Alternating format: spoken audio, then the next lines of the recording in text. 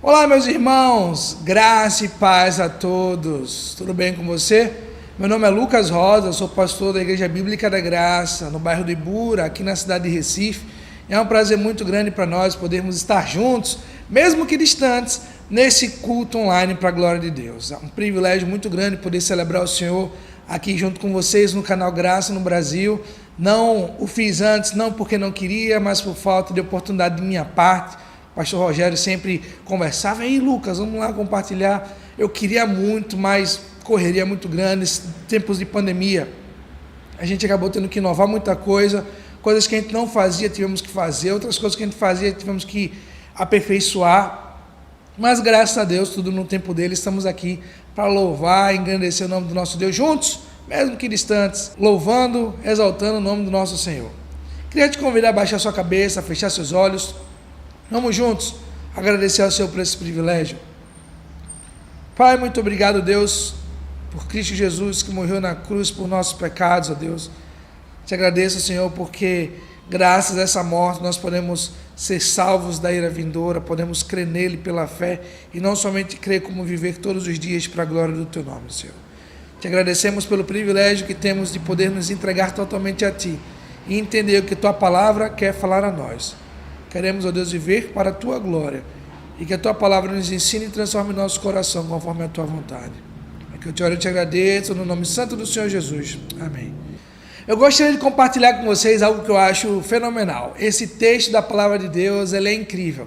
1 João capítulo 2, versículos 15 a 17. Por vezes é um texto bem manjado, sabe? É bem usado nas igrejas, porém poucas pessoas trazem o real sentido desse texto. Poucas pessoas trazem a profundidade desse texto. Às vezes as pessoas apenas leem e dizem, não faz isso, não faz aquilo. E você fica naquela sinuca, ai meu Deus, eu tenho que fazer a vontade de Deus, eu não tenho que fazer isso. E você começa a se confundir. Quando esse texto de João ele traz uma amplitude muito grande e traz uma reflexão na vontade de Deus muito maior do que apenas faça ou não faça. 1 João capítulo 2, versículo 15 a 17 diz o seguinte: não ameis o mundo, nem as coisas que há no mundo. Se alguém amar o mundo, o amor do Pai não está nele. Porque tudo que há no mundo, a concupiscência da carne, a concupiscência dos olhos, a soberba da vida, não procede do Pai, mas procede do mundo. Ora, o mundo passa, bem como a sua concupiscência. Aquele, porém, que faz a vontade de Deus, permanece para sempre. Meu irmão, aqui, João começa dizendo, não ameis o mundo, nem as coisas que há no mundo. João 3,16, ele fala algo totalmente contrário. João 3,16, João diz, porque Deus amou o mundo. Então, o que é de diferente nesses dois mundos colocados aqui? O Evangelho de João e na Epístola de João, na Carta de João. Primeiro, o mundo que João escreve no seu Evangelho, em João 3,16, são as pessoas. Deus amou todas as pessoas que estavam vivendo naquela época, as pessoas que ainda iriam viver, e demonstrou esse amor para conosco, como diz também em Romanos 5,8. E o mundo que João está escrevendo aqui, o sistema mundano criado por Satanás. Afinal de contas, você e eu somos mundanos. Que? Você está me xingando? Não, estou dizendo que nós somos desse mundo. A música que você ouve, a comida que você come, a roupa que você veste, nada disso veio de outro planeta. Não foi o ET que fez e trouxe para você. Afinal de contas, você comprou na loja, você comprou no mercado. A Bíblia que você está lendo agora, você provavelmente comprou numa loja desse mundo, que foi impressa numa gráfica desse mundo, que foi compilada, se for uma Bíblia de estudo, foi comentada por algum estudioso cristão desse mundo. Então, todos nós somos do mundo. Porém, nós temos que entender que nesse mundo existe um sistema criado por Satanás para querer te afastar de Cristo. E é nesse ponto que nós vamos nos concentrar. Eu li todo o contexto, mas eu queria só me concentrar com você sobre isso aí, sobre essa questão do mundo, sobre o que realmente nós devemos entender que é mundo. Muitas pessoas dizem para você, você deve fazer isso porque tu és cristão. Tu não deves fazer isso porque isso aqui é coisa do mundo, é coisa do diabo. O que você pode considerar que é do mundo e que não é do mundo? Sendo que todas as coisas são do mundo porque você vive neste mundo, neste planeta. Você tem que começar a pensar naquilo que realmente agrada a Deus e o que não agrada a Deus. O que é pecado e o que não é pecado. Por exemplo, Se você ouve Roberto Carlos, Deus me livre de ouvir Roberto Carlos. Roberto Carlos é do capeta. Por quê, meu irmão? Roberto Carlos tem algumas músicas que não prestam e tem outras músicas que prestam. Assim como tem muita música dita cristã que não presta e tem muita música cristã que presta. Por exemplo, não sei se você já ouviu, mas tem um grupo Logos que canta uma música que eu amo de paixão, que diz: ó Pai, eu queria tanto ver o meu Senhor descer, vindo me encontrar. Falando sobre a volta de Cristo, o arrebatamento da igreja. Eu oro todos os dias para que o Senhor venha buscar a sua igreja. Eu não queria morrer, eu tenho uma esperança de que Deus vai voltar hoje ainda. Eu tenho esperança que Ele vai voltar. O Logos está cantando essa verdade. Roberto Carlos, ele canta: eu tenho tanto para lhe falar, mas com palavras não sei dizer como é grande o meu amor por você. Gostaram da minha imitação de Roberto Carlos? Tudo fica melhor com uma boa imitação, apesar de que foi terrível, eu sei. Porém, Roberto Carlos está cantando aquilo que Deus fez por você na cruz do Calvário através de Cristo. Para e pensa se não é. Eu tenho tanto para te falar, mas com palavras não sei dizer como é grande o meu amor por você. Não é isso? Deus prova o seu próprio amor para conosco pelo fato de ter Cristo morrido por nós, sendo nós ainda pecadores. Romanos 5,8. Porém, tem música cristã aí que só fala de vitória, que tem sabor de mel, que você vai estar no palco enquanto teu irmão vai ficar lá na plateia aplaudindo você. Que Deus é esse? Tem tanta música aí que fala de vitória e que Deus vai pisar nos teus inimigos e não sei o quê. A Bíblia diz em certos textos que você tem que entender o contexto para entender o que Deus está querendo falar. Então, não é apenas ouça a música cristã, não ouça a música do mundo. Afinal de contas, até a própria música cristã ela é a música do mundo. O que nós temos que fazer é estudar a palavra. Nós temos que buscar o que Deus diz sobre a sua vontade. Em 1 Coríntios, capítulo 6, versículo 12, Deus traz um princípio muito importante para nos auxiliar nesse momento de entender o que realmente você tem que fazer, o que não tem que fazer. Separar o que é do mundo, Satanás, e o que é do mundo feito nesse mundo. 1 Coríntios 6,12 diz: todas as coisas me são lícitas, mas nem todas me convêm. Todas as coisas me são lícitas, mas eu não me deixarei dominar por nenhuma delas. Todas as coisas me são lícitas, mas nem todas as coisas me convêm. Eu pergunto a você: convém um cristão matar? Convém um cristão ir para uma balada, beber, se drogar? Convém um cristão ser agressivo com a sua esposa ou com o seu marido ou espancar seus filhos? Convém um cristão ter a aparência de santidade na rua, mas em casa ser um sepulcro caiado? Convém essas coisas? Não convém. Então isso é pecado. Isso é do mundo. Convém você vir à reunião da igreja? Convém. Convém você ir à praia? Muito. Convém você aproveitar os seus recursos de maneira sábia para que você possa glorificar a Deus, não importa se você tem muito ou se você tem pouco? Claro que convém. Convém você ir até a roda dos escarnecedores com a intenção de ganhá-los para Cristo sem ser contaminado? Convém, mas isso é uma linha muito tênue, porque você tem que tomar cuidado e ter a certeza que está firmado em Cristo, não na sua autossuficiência, ao ponto de ir para seus amigos não cristãos influenciá-los do que ser influenciado por eles. Quando eu falo roda de escarnecedores, eu não estou falando que é para você ir para bar, esses lugares não. Porque infelizmente muitas pessoas se afastam de amigos não cristãos só com a prerrogativa de que eu estou me afastando da roda dos escarnecedores, sendo que muitas vezes a única Bíblia que o descrente vai ler é a sua vida. E você precisa estar convivendo com eles, não se contaminando, mas sendo uma influência positiva, para que Deus possa alcançá-los por meio da graça dele. Porque Deus vai alcançá-los, mas nós somos um instrumento que Deus usa para a glória dele. Afinal de contas, Filipenses 2,13 diz que é Deus que opera em nós, tanto querer como realizar, segundo a sua boa vontade. Não segundo a nossa intenção, não segundo o nosso desejo, mas segundo a boa vontade do Senhor. Então, 1 Coríntios 6,12 diz que nós temos que ver o que convém e o que não convém. Não é o que é cristão e o que não é cristão. Por quê? Porque muitas pessoas usam o nome de Deus para roubar. É ou não é? Com certeza você já viu algum vídeo na televisão, no YouTube, ou passando em frente a alguma igreja aí no seu bairro, que usam o nome de Deus, se dizem igreja, mas o único evangelho que pregam é um evangelho egoísta, que querem roubar o seu dinheiro. Essa não é a vontade de Deus para ninguém. Por isso que Deus fala através de João que nós não devemos amar o mundo, nem o que no mundo há. Porém, nós temos que entender que esse mundo é o sistema criado por Satanás para nos corromper. Porém, Deus quer que você aprenda a graça da garça. A garça é um animal, nós temos alguns exemplares aqui em Recife, ali perto do centro, que andam no rio Capibaribe. A garça, ela é um animal branco, de pernas compridas e bico comprido. Só que você nunca vê uma garça suja. Qual é a graça da garça? A graça da garça é andar na lama sem se sujar. Ela anda na lama ali perto do rio Capibaribe, comendo alguns pequenos anfíbios ou peixes que não conseguiram voltar para o rio e ficaram ali em pequenas poçazinhas de água. Ele vai lá, anda na lama, usa o seu bico, come o seu peixinho e vai embora.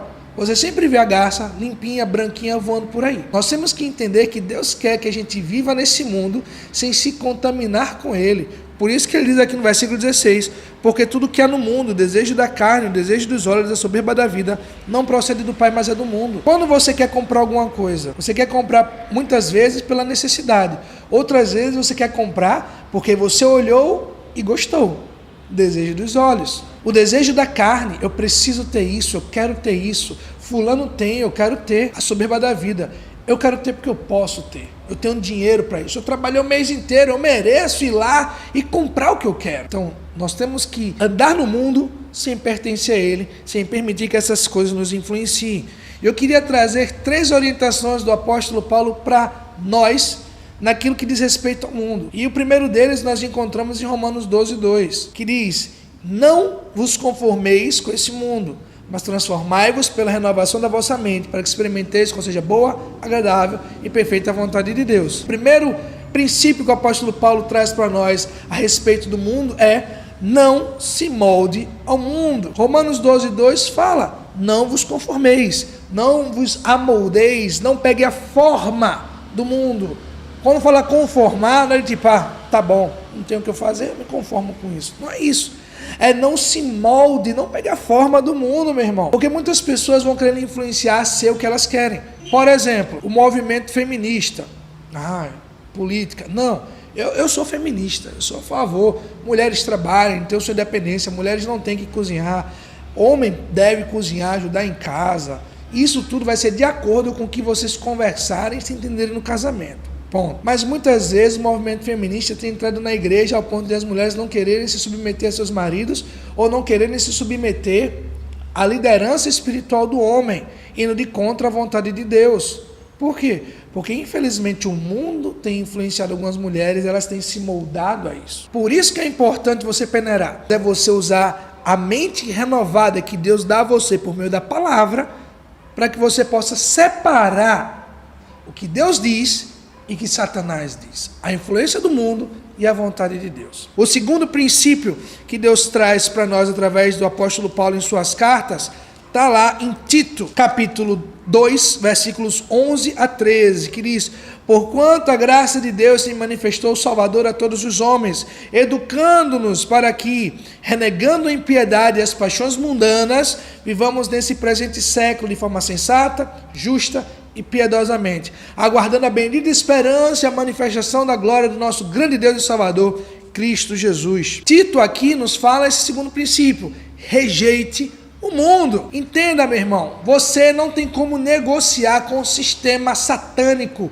você não tem como negociar com Satanás. Então rejeite, foge das paixões da mocidade, resiste a Satanás, lute na força do Senhor, porque você não luta contra pessoas, a nossa luta não é contra carne nem sangue, mas contra os principados e potestades, contra os dominadores das esferas celestiais. Então entenda que nós temos que lutar na força do Senhor, com a força que Cristo nos dá, nos fortalecendo no Senhor, na força do seu poder. Entenda, não é na sua força, porque se for na sua força você cai, você peca. Então nós devemos lutar com a força que Cristo nos dá, resistir a esse sistema mundano, não às pessoas, ao sistema, entendendo que tudo isso pertence a Satanás. Então, rejeite o mundo. Esse é o segundo princípio que Paulo nos ensina. O primeiro é: não se molde ao mundo. O segundo, rejeite o mundo. Não rejeite as pessoas. Tanto é que Paulo escreve aqui a Tito, no versículo 12, educando-nos para que, renegando a impiedade e as paixões mundanas, possamos viver nesse presente século de forma sensata, justa e piedosamente. Olha, Deus não quer que você renegue o mundo a ponto de tirar a própria vida. Setembro Amarelo, nós estamos vivendo a campanha contra o suicídio. Deus não quer que você tire a sua vida, Deus quer que você viva a vida dele, para a glória dele, na força dele, na capacidade dele, no poder dele. Permita que o Senhor viva a vida dele em você, através de você. Gálatas 2:20, é o Senhor quem vive em nós. Então essa vida deve ser vivida para a glória dele, nesse presente século. Renegue o sistema. Você não é obrigado a fazer o que os outros fazem. Você não é obrigado a viver da forma com que os outros vivem. Renegue isso. Você vai ser o diferente. Ah, as pessoas vão tirar onda com a minha cara. Assim, daí. Seja cristão. Gente, você consegue imaginar que Paulo morreu por causa disso? E você está com receio de um vizinho deixar de falar com você, ou de um coleguinha da escola não falar mais com você, ou de um amigo da faculdade zombar de você porque você está assumindo uma postura mais cristã. Pessoas morreram por assumir que são cristãos.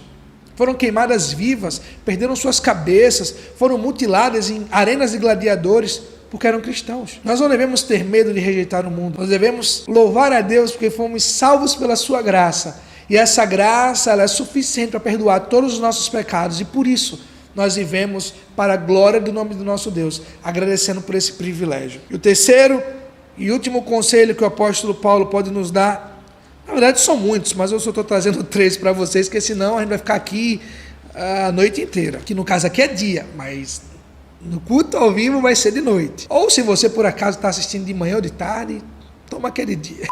Ele nos dá um terceiro conselho que a gente encontra em Colossenses 3, 5-10. Que é o seguinte: fazei, pois, morrer a vossa natureza terrena, prostituição, impureza, paixão lasciva, desejo maligno e avareza, que é idolatria. Por essas coisas é que vem a ira de Deus sobre os filhos da desobediência. Ora, nessas mesmas coisas andastes vós também, noutro tempo, quando vivias nelas. Agora, porém, despojai-vos igualmente de tudo isso: da ira, indignação, maldade, maledicência, linguagem obscena do vosso falar.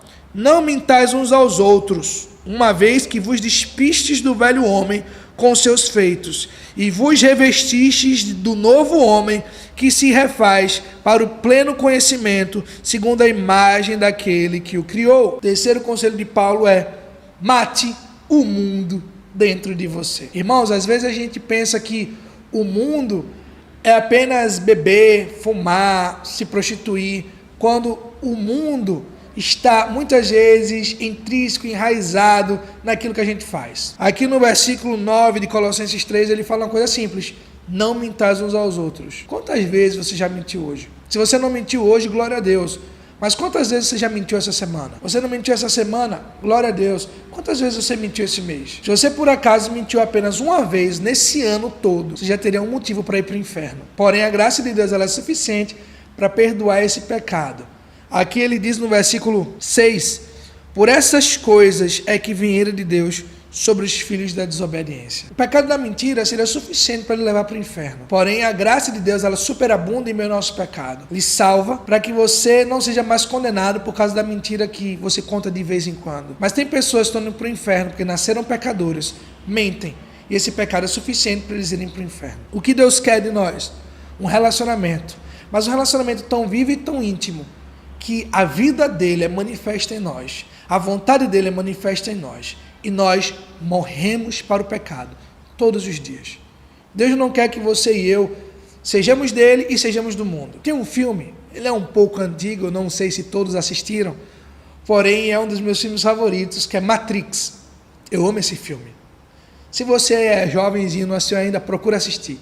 A previsão é que em 2021 lancem Matrix 4, vai ser fantástico. Assiste o filme Matrix, pelo menos um. Matrix é um filme onde seres humanos são criados por máquinas, eles vivem numa realidade alternativa, essas coisas todas.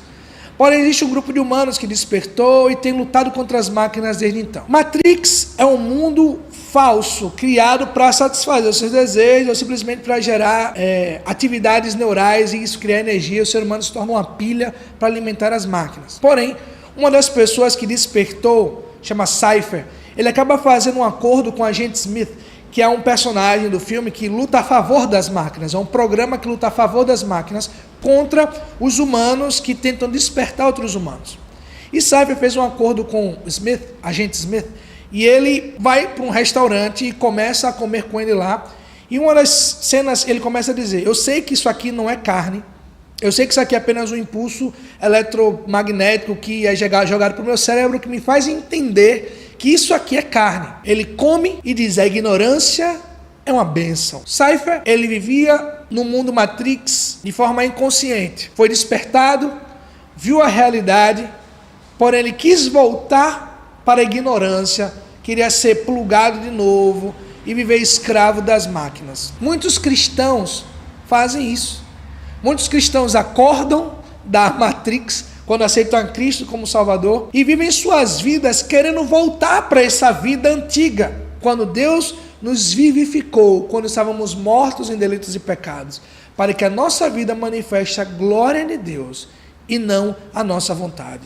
Por isso que Paulo diz aqui: mate o mundo em você.